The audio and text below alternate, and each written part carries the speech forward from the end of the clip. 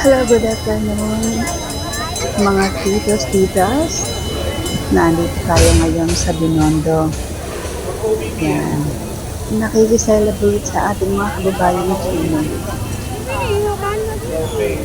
ng Chinese New Year. Kung Hei Pa Choy, everyone. Year of Fire Horse. Speed energy daw yan. Mabilis. Yan. Napakaraming tao dito kahit na umuulan at lalo kanina nung may mga parade, nag-aalis ng mga candy. Ayan. Ito, nagpapapicture tayo sa mga cartoon character dito.